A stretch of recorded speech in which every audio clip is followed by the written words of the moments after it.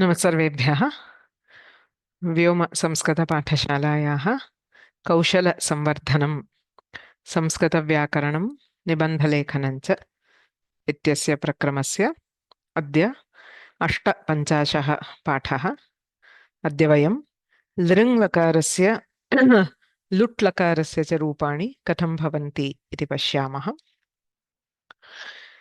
गुरुरेव गतिर्गुरुमेव भजे गुरुणैव सहास्मि नमो गुरवे न गुरोः परमं शिशुरस्मि गुरोर्मतिरस्ति गुरौ मम पाहि गुरो।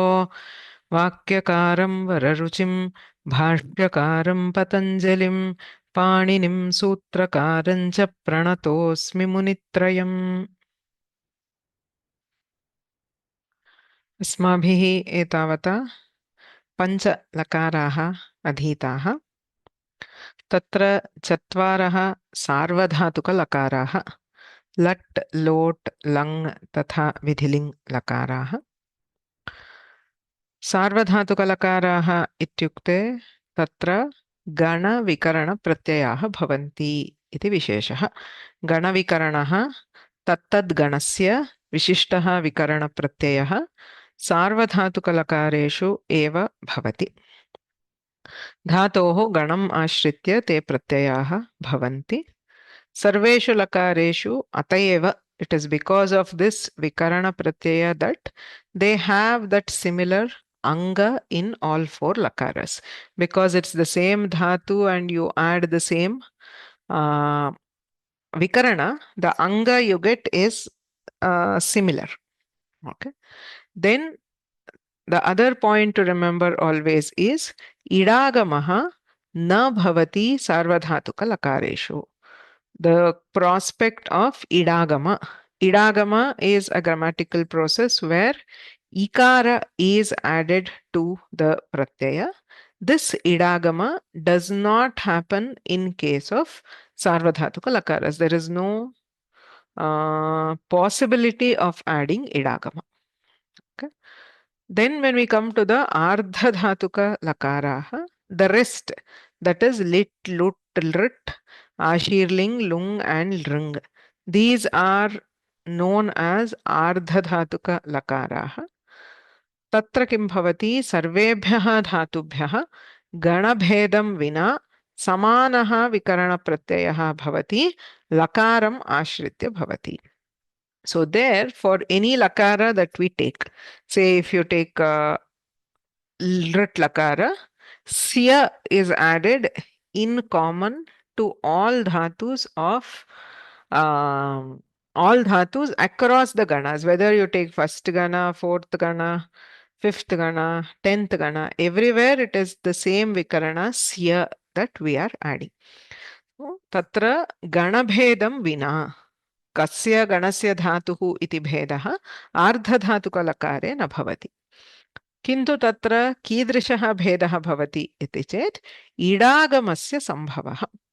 इडागमः भवति वा न वा इति धातुम् आश्रित्य। केचन धातवः सेट् धातवः भवन्ति यत्र इडागमः भवति। धातुः अनिट् अस्ति चेत् इडागमः न भवति। वेट् वा इट् अस्ति चेत् विकल्पेन इडागमः भवति इति सामान्य ज्ञानम्। एवं च प्रत्ययाः अत्र अनिट् धातुभ्यः कीदृशाः प्रत्ययाः, सेड्भ्यः धातुभ्यः कीदृशाः प्रत्ययाः। वस्तुतः तत्र स्य इति विकरणः ति इति तिङ् प्रत्ययः. So once we join that, it becomes स्यति स्यतः स्यन्ति, स्यसि स्यथः स्यथ, स्यामि स्यावः स्यामः, स्यते स्येते स्यन्ते, स्यसे स्येथे स्यद्वे, स्ये स्यावहे स्यामहे. These are the actual pratyayas in lit.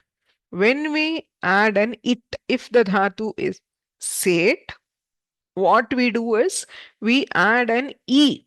So e syati, there is shatva for the sakara, so it becomes ishyati, ishyatah, ishyanti. The set pratyayas are actually not different at all. It is just adding ikara to the pratyaya. Because of that, if there is some change, we can do that change. Okay. So lritlakare kidrishaha niyamaha. सर्वेभ्यः धातुभ्यः स्य इति विकरणप्रत्ययः भवति गणभेदं विना। इदं सर्वदा स्मर्तव्यं. Whichever gana the dhatu is, it will get sya. Dhatoho gunaha bhavati.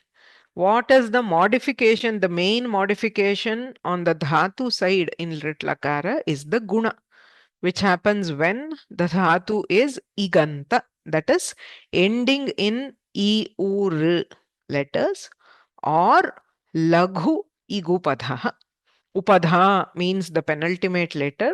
The penultimate letter is a laghu ik, that is a short I, U, R. We get guna. Dhatuhu set asti chet idagamaha bhavati. So we had siya.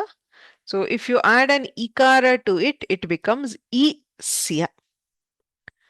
The last one to remember in Lit is the shatva. Sakarasya shakaraha kada bhavati in kavargabhyam paraha chet. If the preceding letter is in refers to I, U, R, L, A, O, I, O, Haya, Vara, La. Any of these letters are kavarga. If it precedes the sakara, we get shatva. That is why whenever there is idagama, shatva will definitely happen because the preceding letter is always I. So why we show that as separate is you have I. The moment you have I, it influences the sakara to get converted to sha. So it becomes ishya. Even if the dhatu is anit, if that preceding letter, like say jeshyati, shroshyati, or pakshyati, even if the dhatu is anit, if the preceding letter belongs to in or kavarga, there will be shatva. So set asti chet idagamaha bhavati chet nishchayena shatvam bhavati. Idagamaha na bhavati chedapi yadi sakarat purvavarnaha इण्वर्णः अथवा कवर्गवर्णः भवति तदा षत्वं भवति. एतावत् ज्ञायते चेत् लृट्लकारस्य रूपाणि ज्ञातुं शक्यन्ते. Once we know the forms of lृट्लकार, it is very, very easy to get the forms of both lृङ्लकार and lutlakara. That is why it is always good to go in a particular order. So Sarvadhatuka lakaras is one group. If you know lat and lang, the remaining two you can extend from that easily. Similarly, here in Ardhadhatukas, if we know Lrit lakara, it is very easy to derive the forms of Lring lakara and Lut lakara. Yadyapi anayoho lakarayoho prayogaha viralaha eva, tathapi we can learn it because it's very easy. It's there is nothing too difficult about learning those forms. Adau lringlakaram pashyamaha. Punasmaranartham, if you remember lringlakara, adau asmabhihi yada kriyapadanam अध्ययनं कृतं तदा सर्वेषामपि लकाराणाम् अर्थाः अस्माभिः दृष्टाः एव. तत्र लृङ्लकारस्य अर्थः दृष्टः हेतुहेतुमद्भावः क्रियातिपत्तिः इति लृङ्लकारस्य अर्थः. It is a bhavavachaka lakara, a very special lakara used in a very special kind of usage.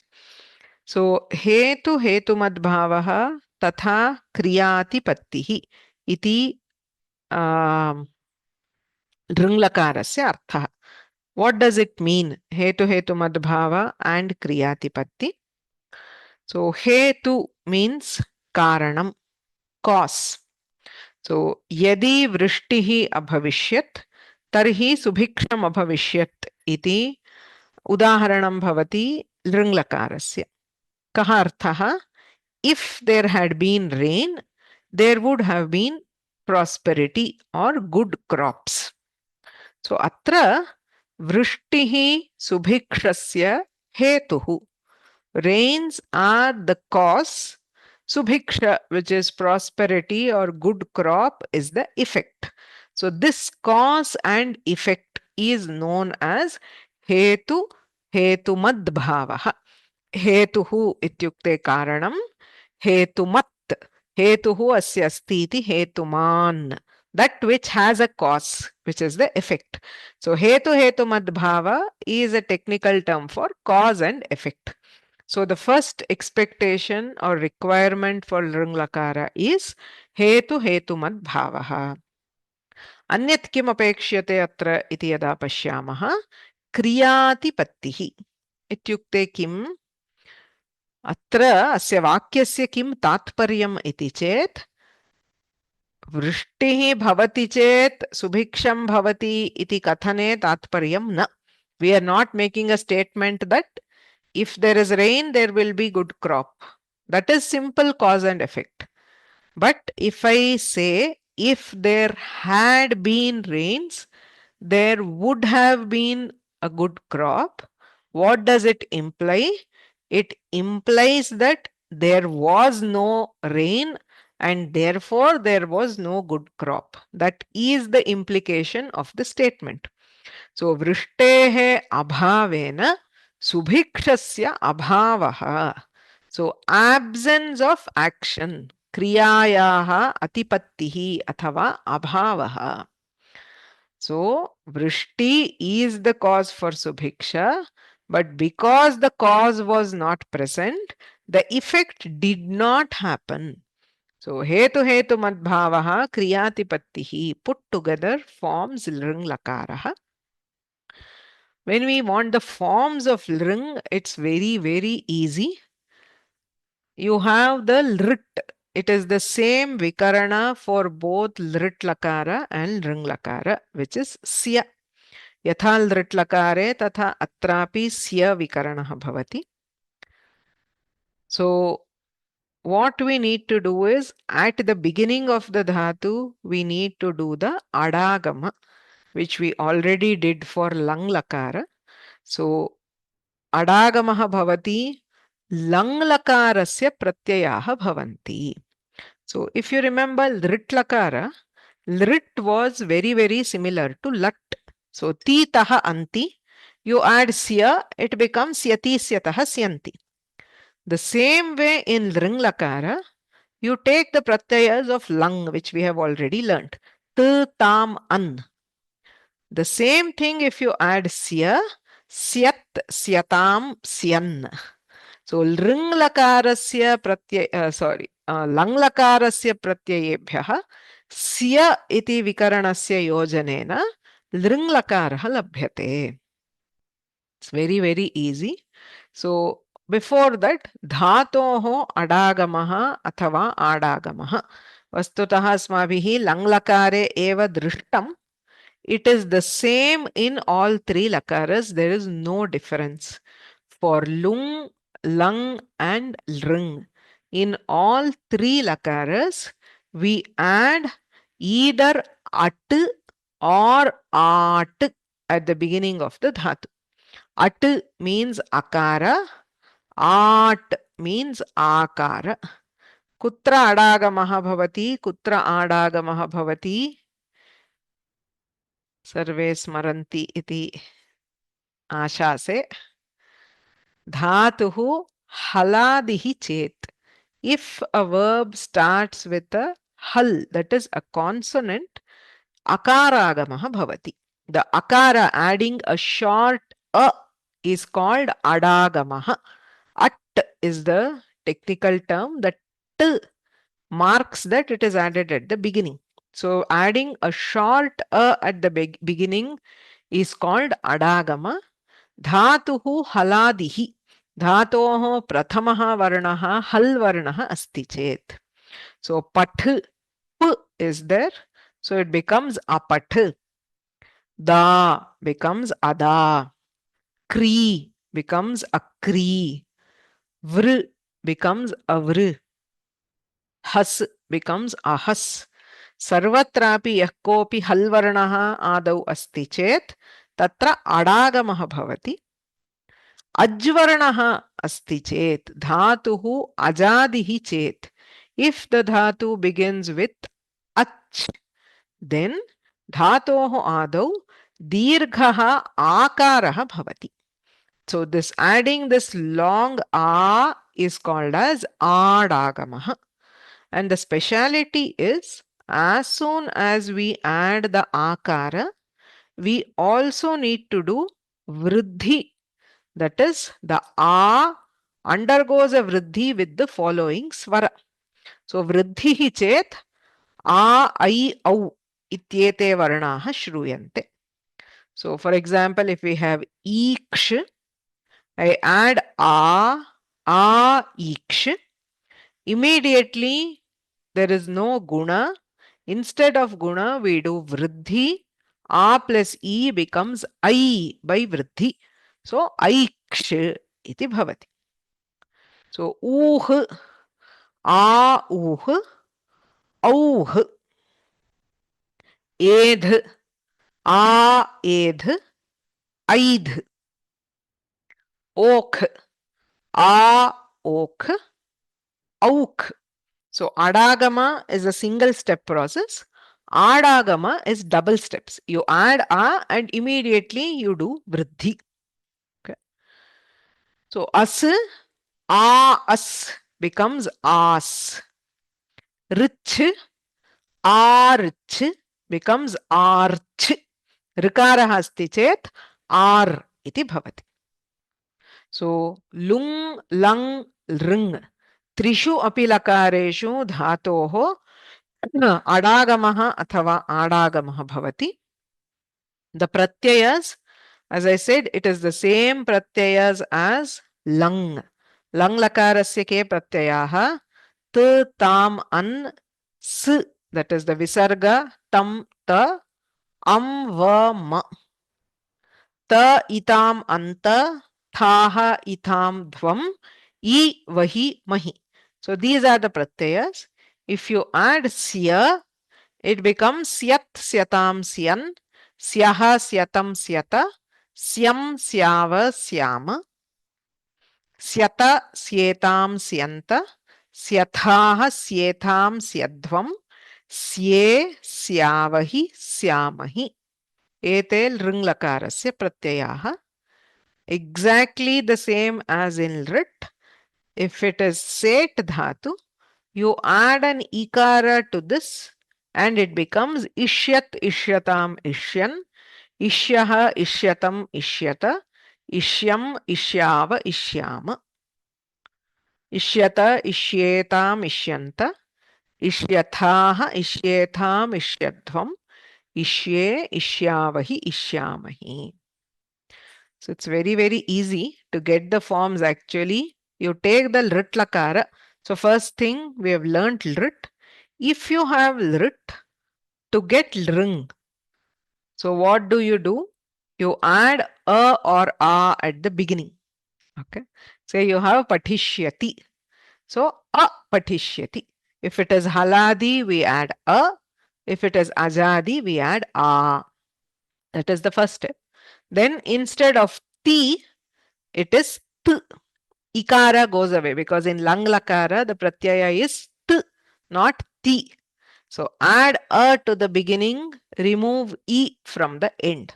So patishyati, a patishyat, apatishyat is the lit form. Lring form, sorry, not lit. So from lit, you get lring. So if it is vakshyati, a vakshyat, avakshyat, grahishyati, agrahishyat, nanksyati, ananksyat, jeshyati, ajeshyat. There is no difference at all. So the middle part, the patishya, is fully the same in both lit and lring. Okay. So it's only the pratyaya. So instead of ti, taha, anti, it becomes t, tam, an. Then there is one extra at the beginning. That is all. It's 100% rule. You never have to learn lring lakara separately. If you know lit, you can always get lृङ् लकार. लृङ् लकारस्य कोऽपि विशेषनियमः नास्ति. यथा लृट् लकारः भवति तथैव लृङ् लकारः भवति. Okay, so we can, so these are all haladi dhatus. So we added akara.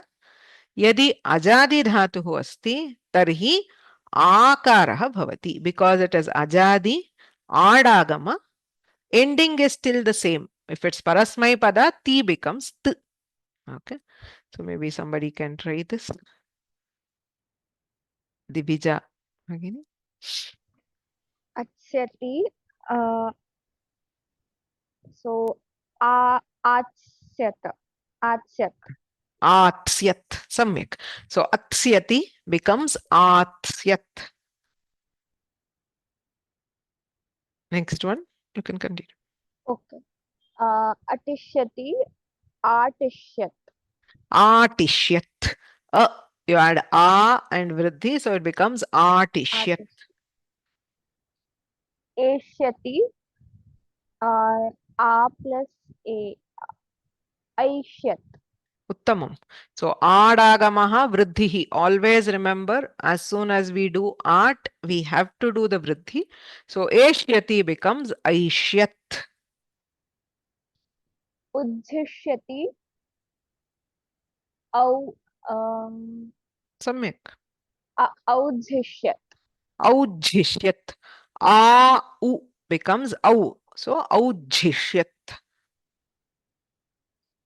Rithishyati, archishyat. Archishyat. Samyak. So some rare dhatus I brought in only for the to get some examples. Eshyati is the lit of ichhati. No, sorry, eti. Eti is eshyati. Ichhati is eshishyati. So e becomes a, eshyati. So a eshyati becomes aishyat. So ujjhishyati, ujjha is to abandon. Aujjhishyat. Richishyati, richa dhatu, multiple senses. To go is one of the senses. So archishyat. So we get a, I or au at the beginning. So parasmai padeshu adagamah kriyate athava adagamah kriyate, ti becomes t. Once you have this, the forms are exactly like lung, right? So you have apathat, apathatam, apathan. Here you have apatishyat, apatishyatam, apatishyan. Atsyat, atsyatam, atsyan. Aishyat, aishyatam, aishyan. Nothing special at all. It is the same pratyayas. Evameva atmane padeshu api. We add adagama or adagama at the beginning. At the end, we change a to a. That is, so in atmane pada, the pratyaya is te, right? So vandate, labhate, vandishyate, lapsyate. So te becomes ta.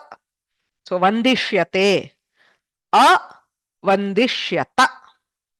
Add an a to the beginning. At the end, instead of a, you just have the ta is the pratyaya. Okay. So vandishyate becomes avandishyata. Evameva malati. Lapsyate. अलप्स्यत Alapsyata. अनजिष्यत Ajanishyata. Janishyate. Ajanishyata. अजनिष्यत क्षम्यताम् अपक्ष्यत Apakshyata. So pakshyate, apakshyata. अदास्यत Adasyata. Dasyate, adasyata. Samyak. Dhanyavadaha. Uma Sundari. धातुः अजादिः अस्ति चेत् आडागमः वृद्धिः. नमस्ते महोदय. आदिश्यत Yes. ऐधिष्यते एधिष्यते.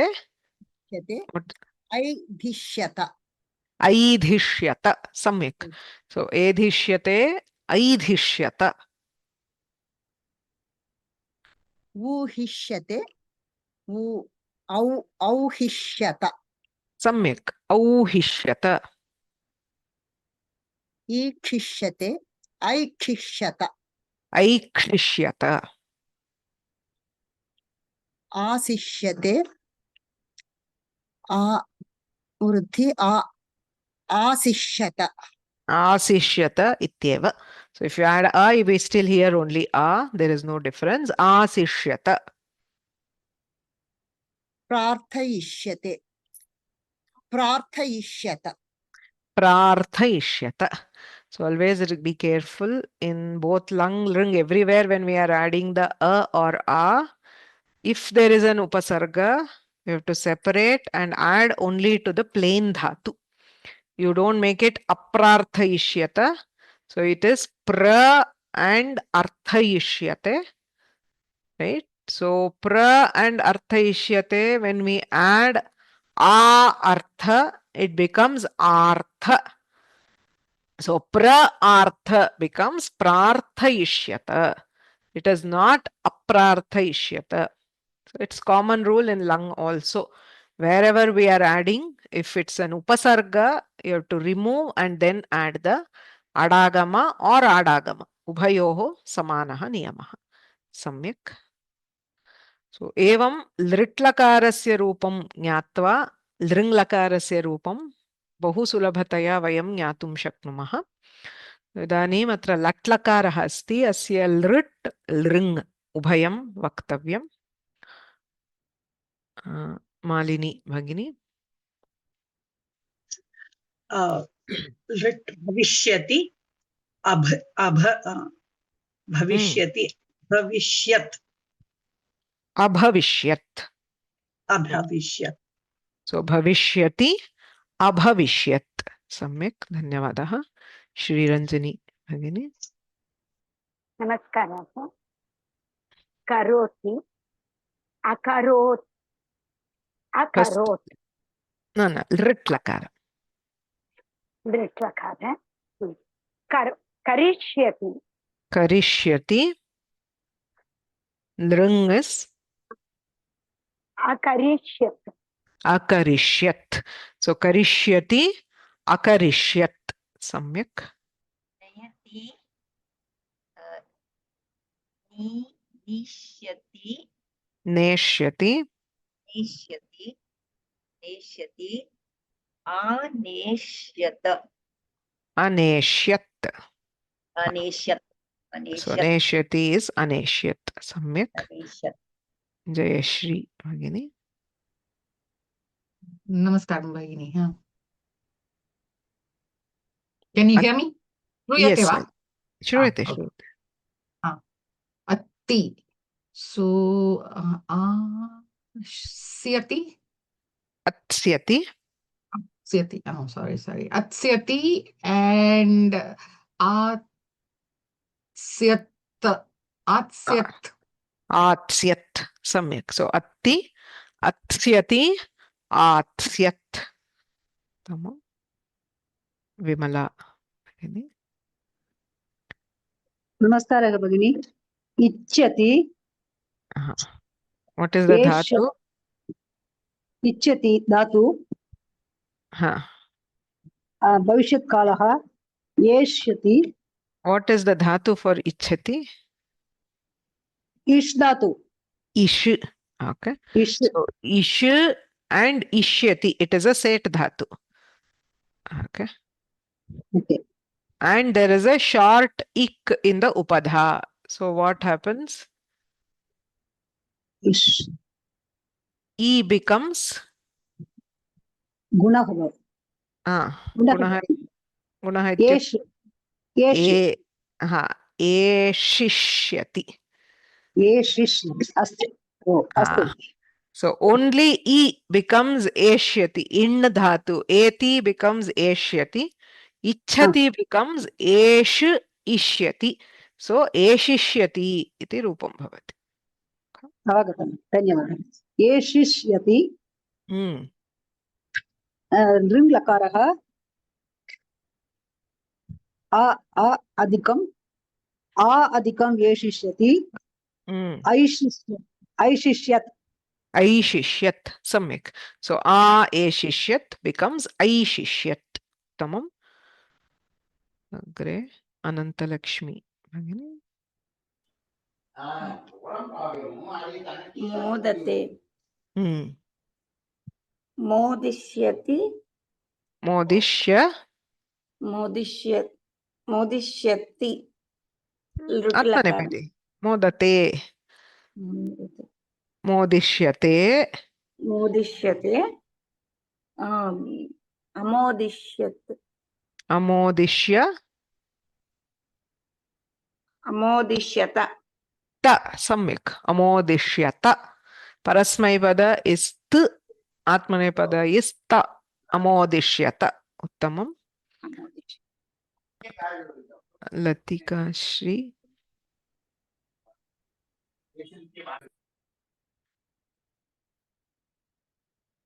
Please unmute शेते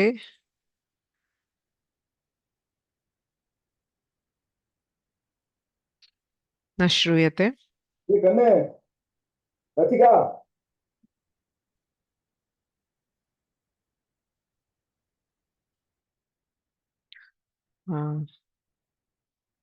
प्रीति नमस्कार महोदय। शेष्यते अशेष्यत शयिष्यते she is said शयिष्यते शयिष्यते अशयिष्यत। अशयिष्यत उत्तमम् धन्यवादः। उमादेवी नमस्कार भगिनी। वर्धते वर्धिष्यते अवर्धिष्यत अवर्धिष्यत सम्यक् वर्धिष्यते अवर्धिष्यत उत्तमम् राज्यलक्ष्मी भगिनी। धन्यवादः भगिनी। भित्ते भित्ते अस्तु भगिनि हाँ दिन्ते दिन्तिष्यते भिद is the dhatu so भेत्स्यते विदिष्यते भेत्स्यते बेस्यते बेस्यते अबेस् अबेस्यते अभेत्स्य अबेस्यत अभेत्स्यत सम्यक् so भेत्स्यते अभेत्स्यत सम्यक् लक्ष्मी भगिनी। हरि ओम बेनि। जायते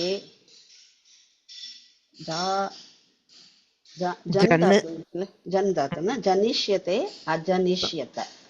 सम्यक् जनिष्यते अजनिष्यत उत्तमम् इदानीं we will try with a few उपसर्गस् okay Sandeep महोदय।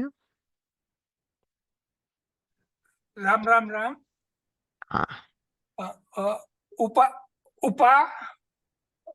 उपा करिष्यति उपकरिष्यति ओके उपाकरोत् उपाकरिष्यत् उपाकरिष्यत् सम्यक् okay so remember you have to add the a here so upa akarishyat upakarishyat उत्तमम् रामचंद्र महोदय। अनुभवति अनुभविष्यति अनुभविष्यति उपानुभविष्यत्। there is no upa where do you add the akara आनुभविष्यत् anu and no that is what so you have to add the a here so, anu अभविष्यत् abhavishyat so when we join अभविष्यत् what do we get anu plus abhavishyat becomes अभविष्यत् anva bhavishyat so you have anu so what we do is you take away the upasarga bhavishyati is abhavishyat so anu abhavishyat yan sandhihi anva bhavishyat धन्यवादाः श्रीप्रिया भगिनी। विहरति विहरति विहरिष्यति विहरिष्यति विहरिष्यति V plus A harishyat. Harishyat. So, okay. Viharishyat. V plus aharishyat. E plus V a plus. is yan sandhi. Okay. V plus A is yan sandhi. Vyaharishyat. Samyak. Vyaharishyat. Uttamam. Vyaharishyat. So V aharishyat is vyaharishyat. Uttamam. धन्यवादः. Girija. Bhagini. नमस्ते भगिनी. निर्गच्छति गमिष्यति निर्गमिष्यति Samyak.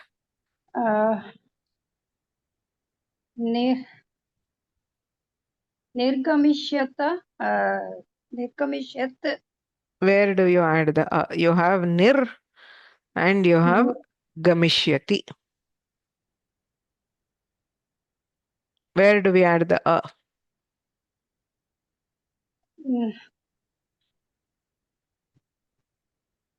Please tell me, madam. I don't know. Generally, where are we adding the here? After the upasarga. Ni plus a. Nir plus a. Nir is the upasarga. After the upasarga, you add a. Niragamishyat. Niragamishyat. Niragamishyat. Oh, there is no sandhi here. If it is e, like we will get the sandhi.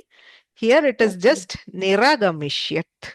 It's very simple. You just take off the upasarga, add a, and then so between the upasarga and the gamishyati, the lit form, we have to add the a.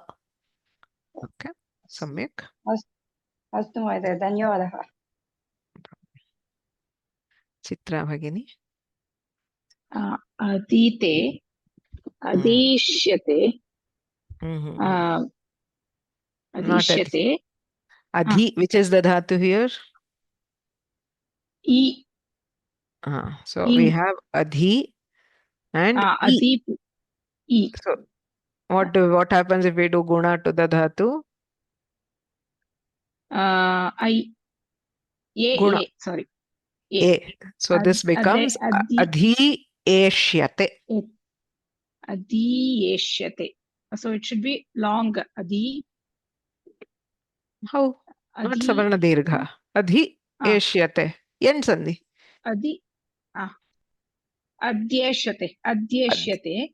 Adhyeshyate is the lit lakara form. Adhi eshyate. Adhyeshyate. And then in ring, it becomes adi plus aishyata. Very good. So a and eshyata becomes I. So adhi aishyata. Adhyaishyata.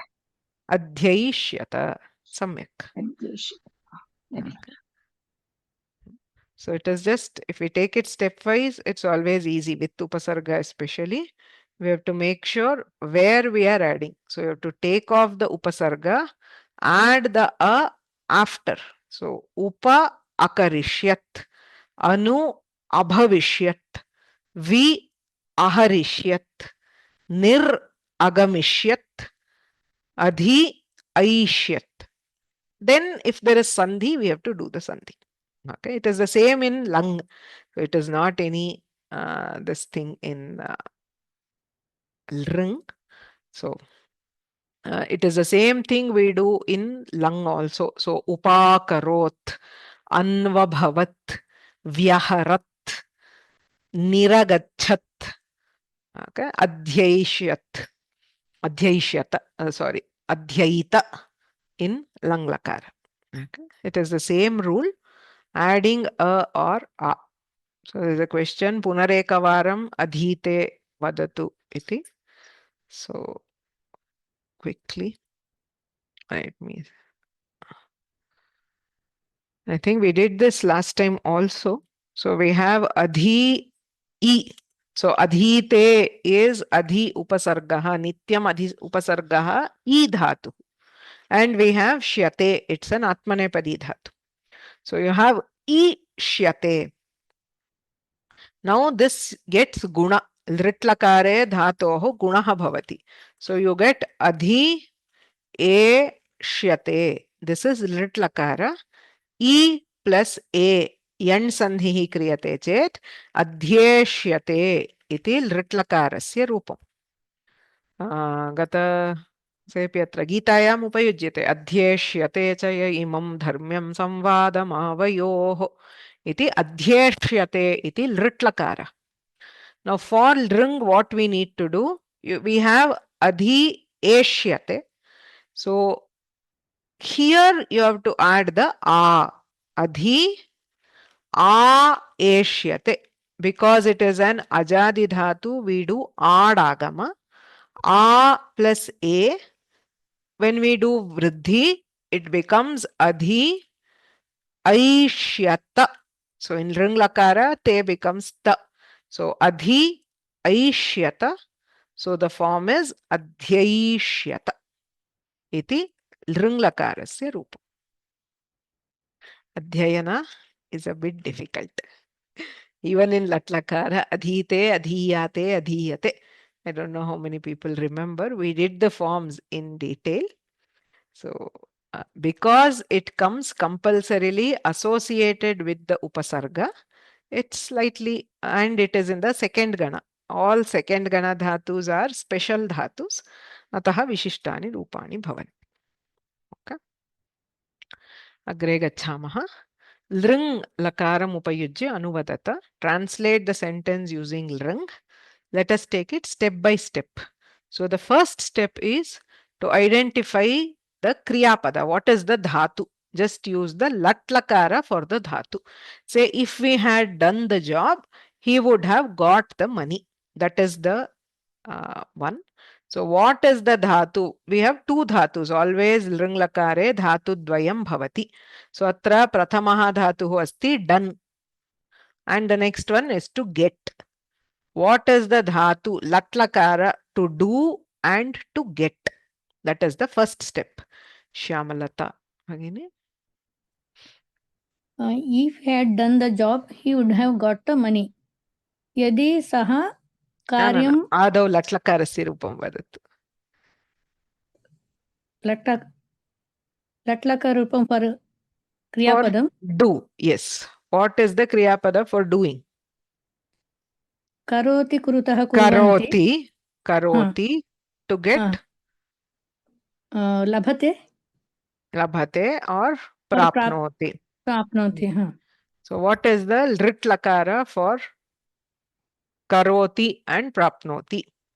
Karishyati, prapsyati. Uttamam. So now, yeah, tell the sentence.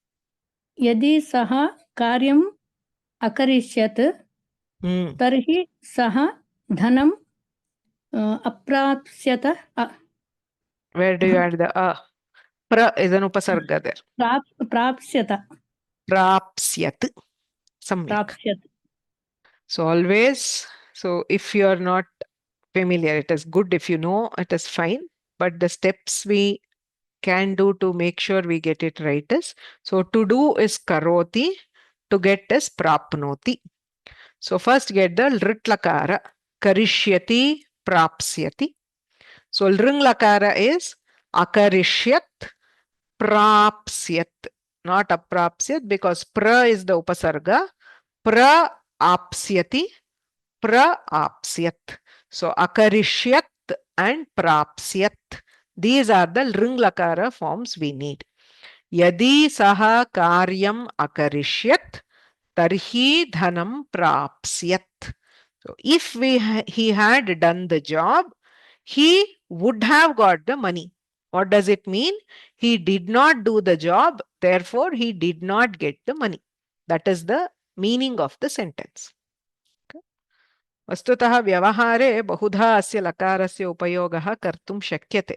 We use such sentences often in conversation. So if she had competed, she would have got the prize. That is the sentence. So first is the kriyapadas. Okay. Radha. Again.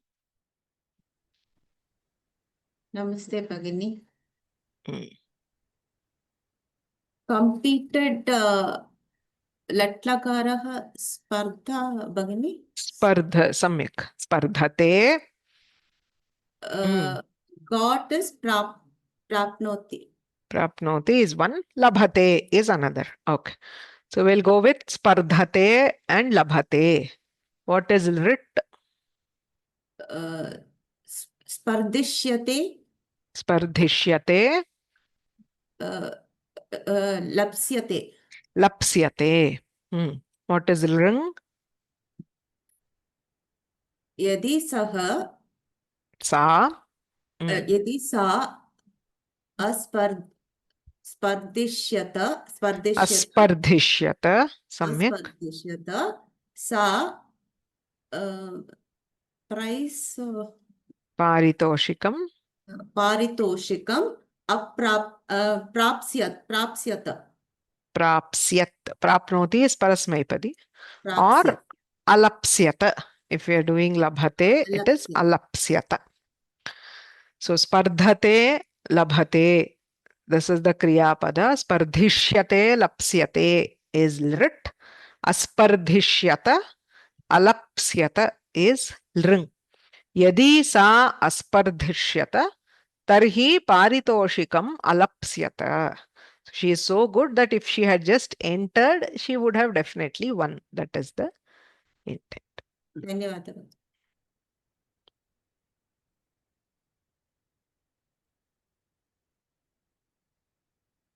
So there's a question, if he had done the job means it is the past tense, so will it not be akarot? That is the whole point. So in the past tense or in the future, if we have this if then, hetu madbhava, if we are trying to say that, then we use lring. It is not lang lakara. So yadi aspardhishyata means she did not compete. That is already, that implication is there. Okay. So if you use lang, it just meant she competed. Here she did not compete. So we cannot use lang. It is the lring lakara. If she had competed is given only by lring, not by lang lakara. So, okay. Mahalakshmi Bhagini. Mahalakshmi Bhagini. नमस्ते भगिनी श्रूयते वा यदि विमानं समुद्रे अपतिष्यते अपतिष्यत What is the pada? That is right. What is the kriya pada first? Patati. What is rit? patishyati. So lring is apatishyat.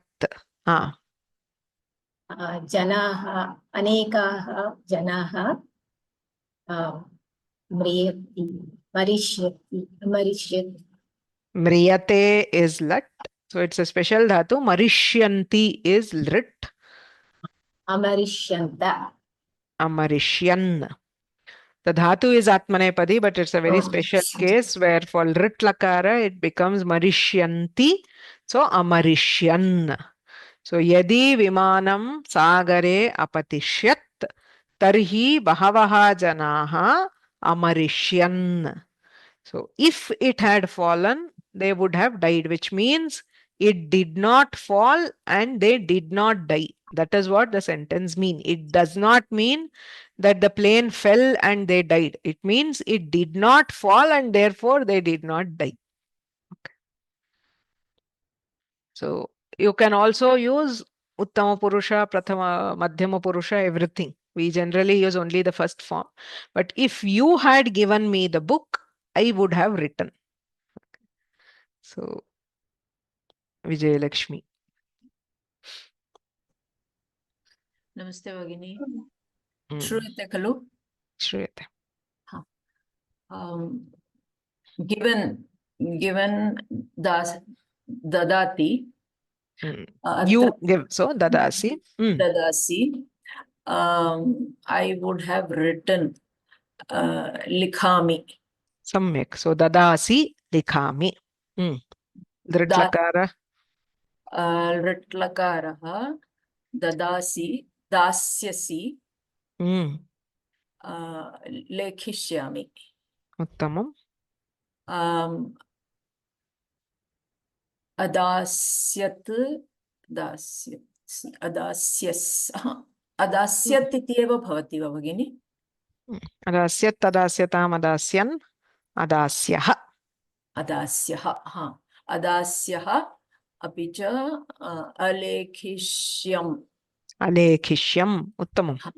यदि भवती पुस्तकं माम् अदास्यः तर्हि अहं लेखिष्यम् Alekhishyam. अलेखिष्यम् Yadi tvam pustakam, if you use bhavati, it goes to prathama purusha. So bhavati सत्यं would be adasyat. So tvam adasyah mahyam chaturthi, because it is vipraya dadati. I haven't used here. So yadi tvam pustakam adasyah tarhi aham alekhishyam. Means you did not give, therefore I did not write. That is the even otherwise I don't write. the sentence does not say that. Sentence says if you had given, I would have written. So shifting the blame, it's very useful. Lring lakara. Vandana. If guests had come, I would have cooked. Okay. Come and cooked. Come is agacchati. Agacchati. And cooked is pach. So I would have cooked pachami. Pachami. Pachami. If guests had come. So agacchati. So agamishyati. Agamishyati and cooked will be paksyami. Pakshyami. Pakshyami. So if guests had come, so agami. Guests had agamishyat. So agamishyat. Bahuvachana. Guests. Agamisyan. So Samyak. if agamisyan, I would have cooked so apakshyam. Apakshyam. Uttamam. Apakshyam. So yadi atithinah Atithayah. atithayah. Yadi atithayah agamishyat tada Agamisyan. agamisyan tada aham apakshyam. Apakshyam. Yadi atithayah agamisyan tarhi aham apakshyam. So which means they did not come and therefore I did not cook. Hetu hetu madbhavaha kriyatipattihi ubhayamapi lrinlakarena uchyate. Okay.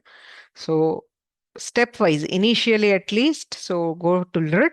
From lrit to lring is extremely easy. Once you get the right form, you can try to use it in sentences. It's very good. Lringlakara is actually very useful for making sentences. Okay. Agamisyan, is it same for lring and lang bahuvachana? No. Lang is agachan. Agachat, agachatam, agachan. So siya, the siya we hear only in rit or in lring. So we will move on. The next lakara is lut lakara. Evameva atyantam sulabha. If we know rit, getting to lut is very easy. So lut lakarasya arthaha kaha smaramaha anadyatana bhavishyat kalaha. So lut is used for future beyond today. So not what I'm going to do immediately or today evening, tomorrow and beyond. Right? So pita shvaha gramam ganta.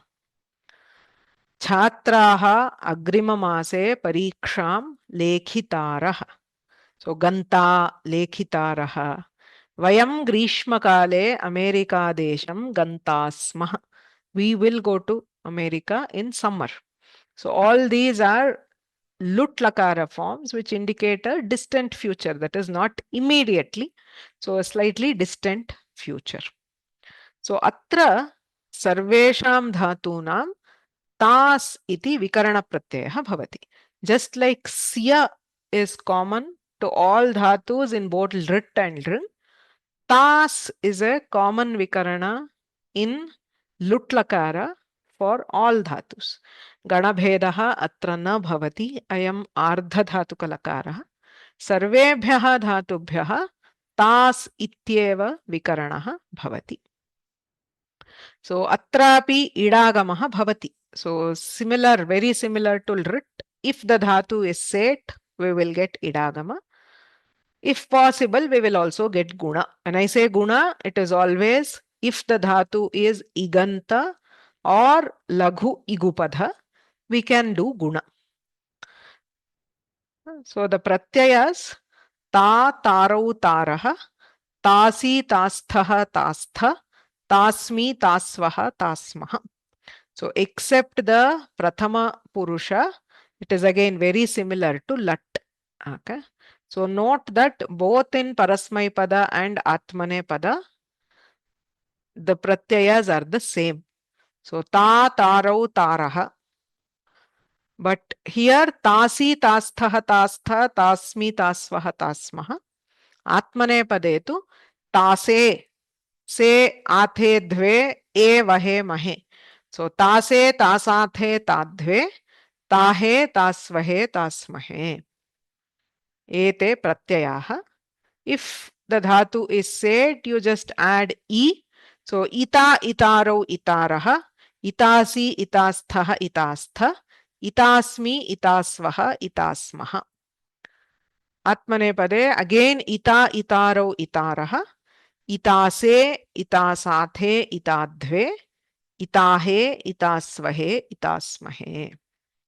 Okay. Very similar to lat, but just by adding the ta, there are a few differences. For example, here it is tahe. Okay. Otherwise, you just add the tas and you get the forms.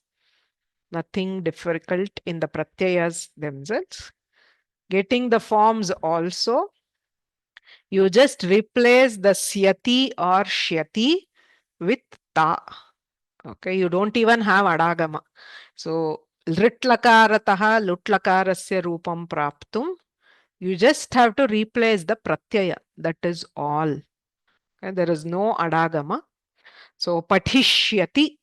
So instead of syati, you get patita. Patishyati, patita. Vakshyati, vakta. Grahishyati, grahita. Namsyati, nanta. So here it is nam and ta. There is parasavarana. That's all, but it is nanta. Jeshyati, jeta.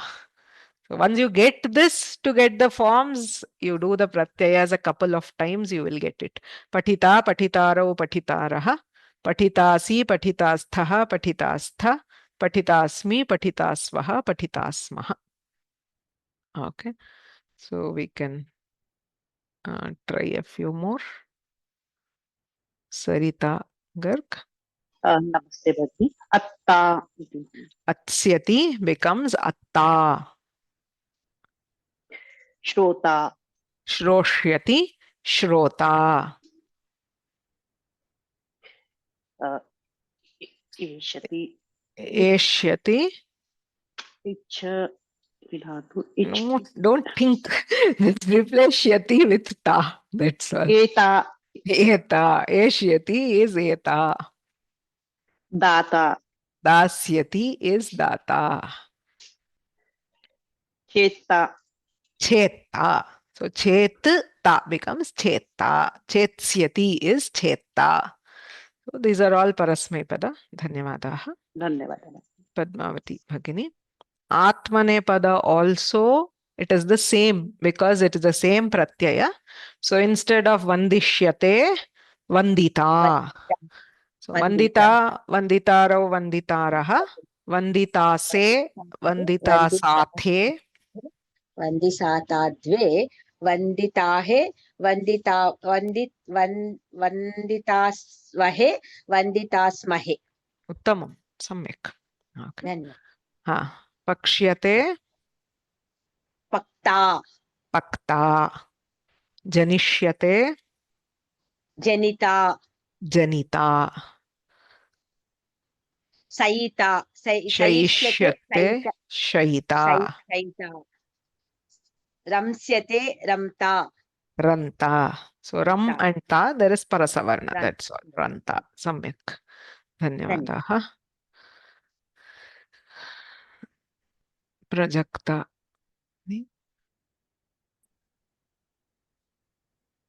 नमो नमः। एधिष्यते एधिता एधिता, ऊहिष्यते ऊहिता ऊहिता, ईक्षिष्यते शिष्यति ईक्षिता ईक्षता ikshita, ईक्षिता ikshita. So just remove that shyate and put ta. That's all. ईक्षिता Ikshita. आशिष्यते आसिता Asita, प्रार्थयिष्यते प्रार्थयिता prarthayita. Samyak.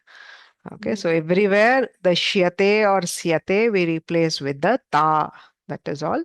So uhishyate is to guess. Ikshishyate is to see or to look. Asishyate is to sit. Prarthayishyate is to pray or to ask. So everywhere, but the form is very easy. If you know rit to lring, we just have to replace the pratyaya. Okay. There are, of course, a couple of special cases we have to note because there were some anit dhatus.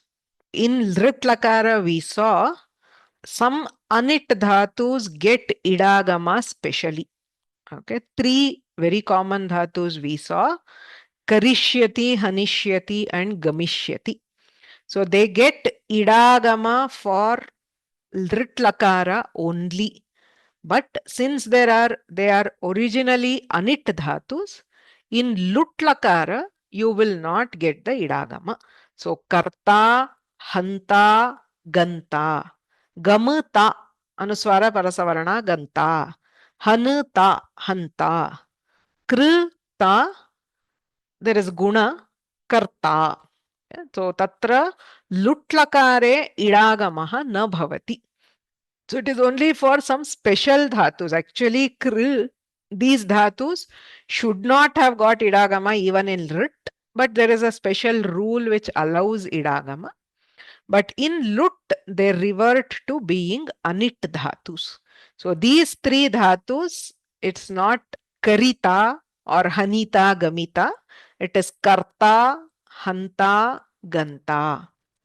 Idam smartavyam bhavati. And there are some cases where there are some special sandhis which happen. For example, prakshyati, it doesn't become prakta, it becomes prashta. Nankshyati becomes namshta. Lapsyate becomes labdha. So these are the only 3 special ones for now. अत्र सन्धिः एव अत्र वस्तुतः लुट्लकारे कोऽपि विशेषः नास्ति किन्तु सन्धिः भवति लभ एंड ता there is a special sandhi to get लब्धा नंष्टा प्रष्टा सो एतानि रूपाणि अस्माभिः ज्ञातव्यानि if you know this the forms are the same लब्धा लब्धारौ लब्धारः लब्धासे लब्धासाथे लब्धाद्वे लब्धाहे लब्धास्वहे लब्धास्महे तत्र विशेषः नास्ति सन्धिकार्यं विशिष्टम् अस्ति एतत् वयं यदा सूत्राणि पठामः तदा ज्ञास्यामः अधुना तु एतावत् स्मर्यते चेत् अलम् okay so that is all about लुट् so very quickly let us translate sentences using both लुट् एंड ऋट् sorry give me just one moment it is not ring I meant lit, because we have to remember we can use both lut and lit for this future. It is not that you have to use only lut lakara for anadyatana bhavishyat. So lit lakara can be used everywhere because it is samanya bhavishyat kala. We can also use lut specifically to convey that it is not being done today. So it is not immediate present iti bodhayitum lutlakaraha api upayoktum shakyate. So for all these all these sentences, it is okay to use either lut or lit. Okay. So we will try now. So he will come tomorrow is the sentence. Lutlakaraha tatha lritlakaraha. Okay. Meenakshi Bhagini. Vijayalakshmi Bhagini. सः श्वः आगन्ता Saha shvaha aganta. Samyak. सः श्वः आगमिष्यति Uttamam. So saha shvaha aganta shvaha agamishyati. Uttamam. Jyoti Lakshmi Bhagini. नमस्ते भगिनि छात्राः आगामिनि सप्ताहे परीक्षाः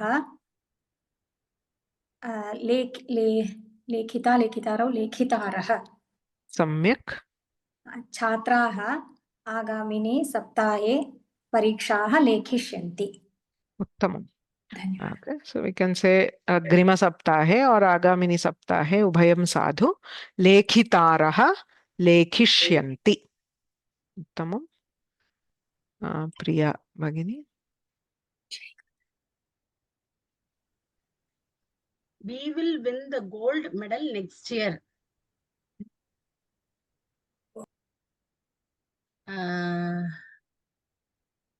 आगामी वर्षे वयं गोल्ड मेडल स्वर्णपदकं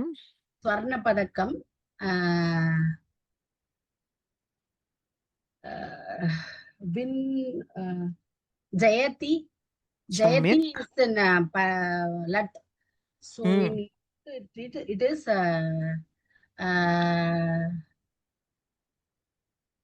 Jayavaha. Jayavaha is lat bahuvachanam. Yeah, Jayati. What is rit? Rit, okay. Rit is Jayishyami. Jayishyamaha. Jayishyamaha. Jayishyamaha.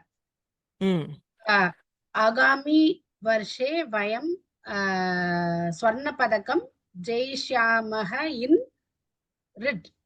And in lut it is Agami varshe vayam swarnapadakam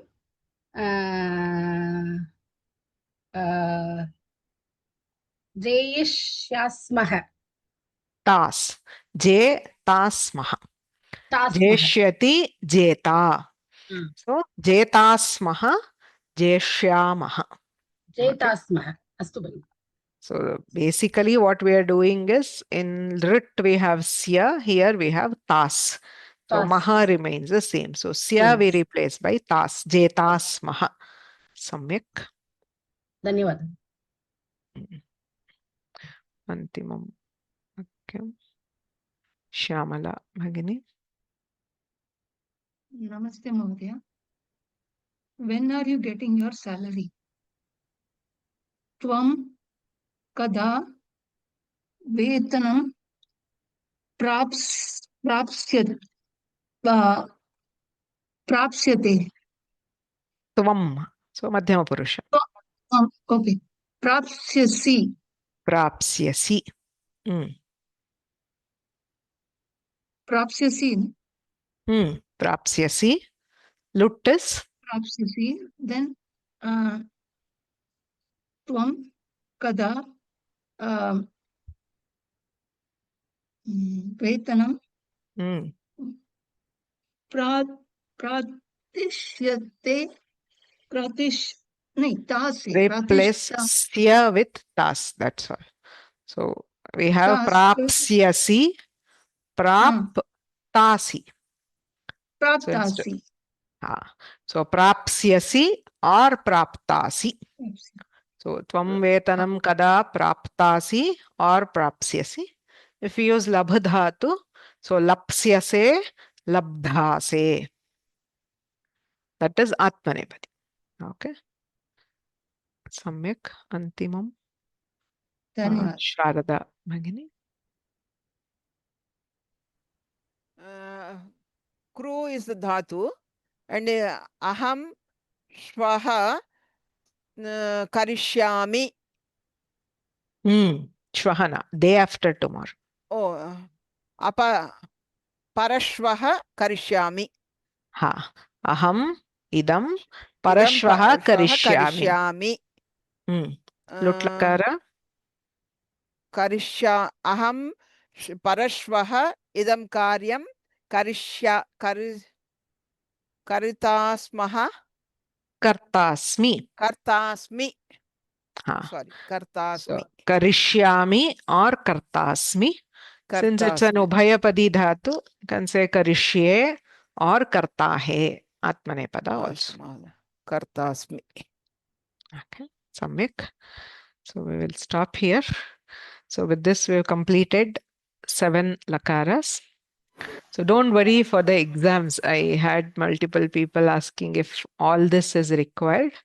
See, for exams, major part will be Sandhi and Samasa. That is for the Vyoma course and exam. So Sandhi Samasa Dhatu Rupeshu Sarvadhatuka Lakaraha Lrit Lakaraha. These lakaras I'm teaching because they're very easy. Okay, so we can very easily learn. But for the exam, there may be one question or not. So we can, if you do till Rit, it is more than enough. Don't worry. So don't worry. I mean, all this is not for the exam. It's just for learning because all these are used and we can use it to improve our writing. Atayeva pathyate परीक्षा दृष्ट्या तु सार्वधातुकलकाराणां रूपाणि तथा लृट्लकारस्य रूपाणि ज्ञायन्ते चेत् पर्याप्तम्. मङ्गलं कुर्मः. ततः प्रश्नाः सन्ति चेत् वक्ष्यामि.